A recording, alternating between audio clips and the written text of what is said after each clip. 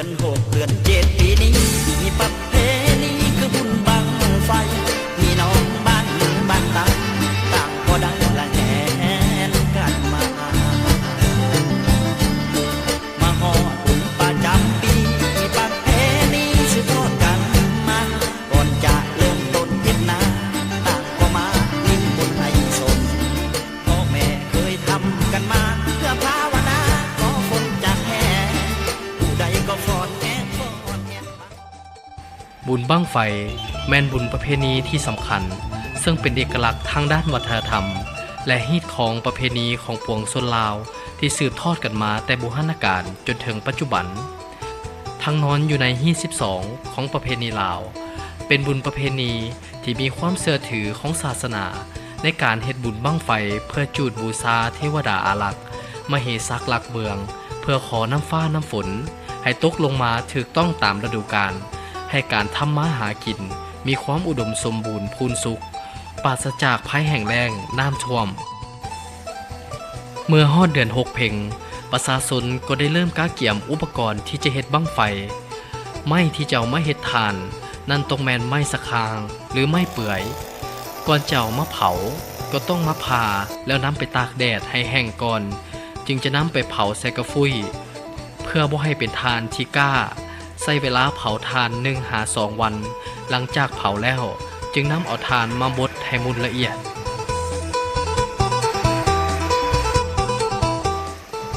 ส่วนขี้เจียที่จะนำเอามาเฮ็ดบั้งไฟต้องบดให้มุนละเอียดจึงนำมาผสมกับทานที่บดแล้วคนให้เข้ากันแล้วจึงนำไปสั่งใส่สิงเพื่อให้แต่ละถุงมีน้ำหนักเท่ากันจึงนำเอามือที่ผสมแล้วขึ้นไปอัดใส่ท่อยางที่เฮ็ดบั้งไฟการอัดมือใช้เวลาอัด5-6 ชั่วโมงจึงสำเร็จแล้วเอาบั้งไฟลงมาสีหูน้ำการสีหูน้ำต้องสีให้เที่ยงเวลาจูดบั้งไฟจึงบ่แตกเฮ็ดให้บั้งไฟขึ้นสูงและขึ้นงามสำหรับไม้ที่จะนำเอามาเฮ็ดหางบั้งไฟนั้นต้องเบ็ดด้วยไฟให้ซื่อแล้วจึงนำมาเขียนด้วยสกอตเพื่อบ่ให้ถึกน้ำถ้าถึกน้ำไม้ก็จะขดคืนเมื่อสำเร็จการก้าเกี่ยมหางก็เอาบั้งไฟมามัดใส่กับหางเพื่อความดุลเดียงของบั้งไฟการมัดหางของบั้งไฟต้องมัดด้วยเสื้อฟางและเหล็กลวดให้แน่นหลังจากนั้นก็เอาไปประดับประดาตกแต่งด้วยเจี้ยเหลื่อมให้มีหลากหลายสีและความหมักของไผ่ลาว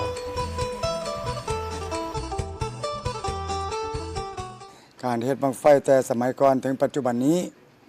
ซึ่งเมื่อก่อนการเฮ็ดบั้งไฟมันเป็นแบบโบราณซึ่งแต่ก่อนเพิ่นสิใช้ไม้ไผ่หรือเสือกปอการเฮ็ดนั้นมันต้องเอาเหล้าไม้ไผ่เป็นนาวัตถุมันก็แตกต่างกับปัจจุบันนี้ซึ่งแต่ก่อนนั้นเฮ็ดบั้งไฟหมื่นบั้งนึงมันต้องใช้เวลาอยู่อย่างต่ำ2 อาทิตย์หรือว่าเกือบเป็นเดือนจังค่อยเป็นบั้งไฟปัจจุบันนี้บั้งไฟแล้วมันได้มีเครื่องตุนงานเบิดสิเป็นต่อมาแล้วมันกะลิกไฮโดรลิกแล้วอัดมือแต่ก่อนน่ะแล้วมัน15มื้อค่อยได้บั้งนึง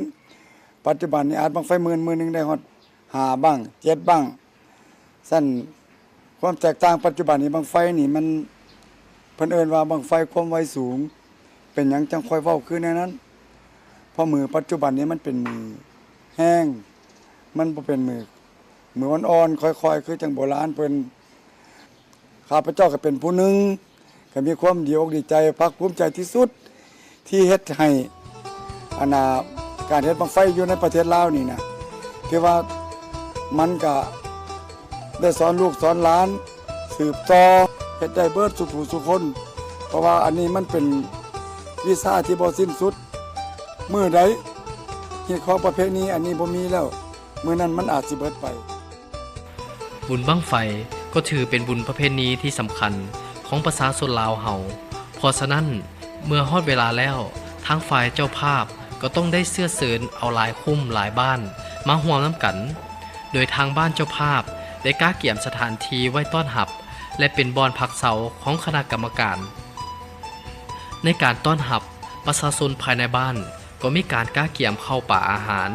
ข้าวปุ้นเครื่องดื่ม เพื่อต้อนรับแขกหรือผู้ที่มาเที่ยวก็คล้ายๆคือกับการเฮ็ดบุญพระเวทซึ่งบางเทื่อเพิ่นก็เฮ็ดพร้อมกับบุญพระเวทส่วนหลายการเฮ็ดบุญบั้งไฟ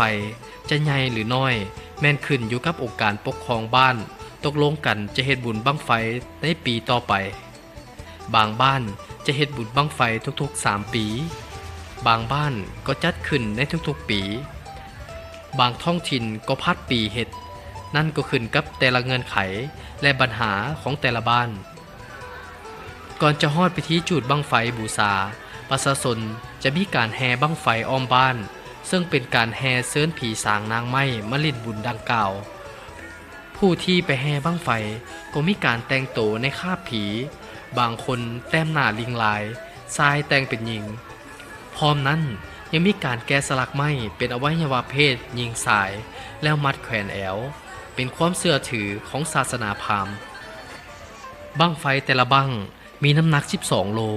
หรือ 10,000 ขึ้นไปบั้งไฟแมนมาจากหลายภาคส่วนถือประดับประดาอย่างจบงามในเวลาแห่ก็จะมีผู้เซิ่งบางกลุ่มก็จะมีทั้งผู้เฒ่าและผู้หนุ่มบางกลุ่มก็จะมีทั้งผู้หญิงบางกลุ่มก็มีแต่วัยหนุ่มการเซิ่งก็จะห้องโฮแซลเป็นจังหวะด้วยความม่วนซื่นนอกนี้พวกเขาก็มีการตกแต่งหน้าตาแบบตลกเฮฮานุ่งเครื่องเอย่องที่เต็มไปด้วยหลากหลายสีมีทั้งห้องลำทำเพลงฟ้อนเกี่ยวกันเมื่อฮอดเวลาจุดบั้งไฟแต่ละบั้งต้องได้มาลงทะเบียนนำคณะกรรมการบ้านแล้วจึงนำไปล่างเพื่อเฮ็ดให้หูบั้งไฟเกี้ยงมีความสุ่มบั้งไฟจึงบ่แตกแล้วจึงเกี่ยมขึ้นจุดตามลำดับที่ทางคณะกรรมการได้จัดสรรให้เพื่อความเป็นระเบียบเรียบร้อยและความปลอดภัยในเวลาจุดการเฮ็ดบุญบั้งไฟเพื่อให้แขกที่เข้ามาเที่ยวชมทั้งแขกภายในและแขกต่างประเทศนอกจากมีข้าวปุ้นลาบก้อยเครื่องดื่มประเภทต่างๆไว้คอยบริการต้อนรับอย่างหลวงหลายเพื่อให้ได้กินอย่างอิ่มหนำสำราญภายในงานบุญก็มีหลายอย่างที่ประชาชนนำมาแลกเปลี่ยนซื้อขายเช่นข้าวหลามปิ้งไก่และอื่นๆเพื่อให้ผู้ที่ไปเที่ยวงานบุญได้เลาะสมหลายสิ่งหลายอย่างที่สามารถสร้างความตื่นตาตื่นใจความม่วนซื่นความประทับใจเมื่อได้ไปสัมผัสกับตัวจริงของงานบุญบั้งไฟ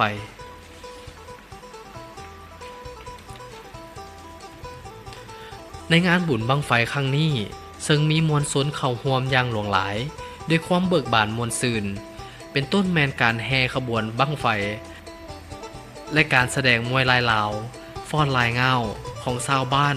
ซึ่งเป็นมูลมรดกที่โดดเด่นอันหนึ่งของชาวลาวนับทั้งต่างชาติก็ได้ย่องยอและสนใจอยากศึกษาถึงความงึดงออัศจรรย์ของการแสดงฟ้อนลายเงา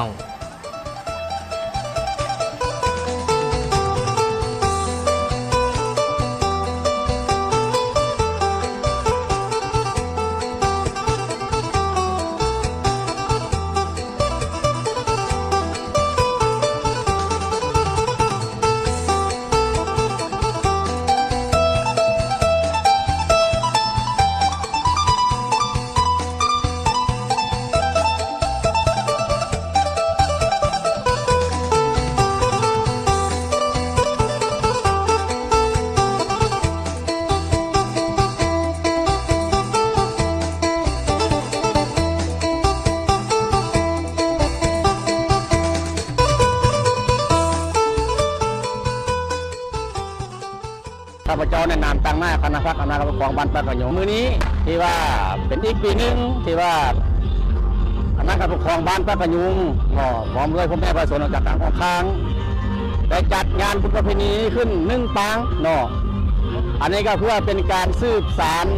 วัฒนธรรมอันดีงามของชาวบ้านปากกระหยงก็คือของชาติลาวให้ยืนยงคงตัวอยู่กับสังคมลาวแล้วก็เพื่อเป็นการส่งเสริมศิลปะวรรณคดีของบ้านเฮานี่แหละให้ชาวโลกรับรู้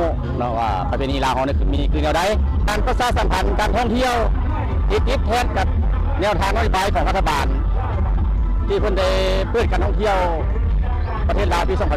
2018 พื่อได้ให้แขกต่างบ้านต่างประเทศ ได้มาเห็นประเพณีบุญบั้งไฟบ้านพระพยุงของพวกเขาเนาะและเราเรื่องทุนการจัดงานบั้งไฟนี้พวกเขาก็คำนึงถึงอันนึงก็เป็นเราเรื่องที่ของประเพณีอันที่สองเราเอาคำนึงถึงเรื่องงานความปลอดภัยเนาะการปลอดภัยของบั้งไฟพวกเขานี้เนาะที่ว่าแขกที่มาร่วมงานนี้พวกเขาก็ได้มีกำลังปกสบวกกำลังปกสของเมืองของแขงได้ลงมาสมทบเพื่อป้องกันในงานบุญนี้บ่ให้เกิดเหตุเนาะที่อันบ่ดีเกิดขึ้นเนาะ เมื่อเฮาฮู้แล้วว่าบุญบั้งไฟเป็นบุญประเพณีที่สำคัญและสืบทอดกันมาแต่โบราณกาลจนถึงปัจจุบัน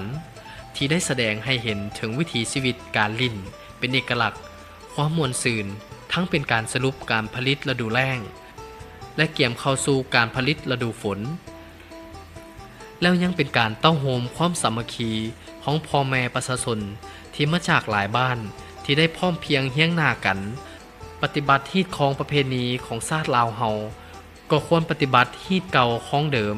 และจัดงานบุญบั้งไฟขึ้นมาเพื่อเป็นการเฮ็ดบูชาเทวดาอารักษ์เพื่อขอน้ำฟ้าน้ำฝนให้มีความอุดมสมบูรณ์ฉะนั้นเฮาควรอนุรักษ์รักษาและเผยแพร่วัฒนธรรมบุญประเพณีดังกล่าวให้คนทั้งภายในและต่างประเทศได้รับรู้ถึงวิถีชีวิตของคนลาวเฮาตลอดไป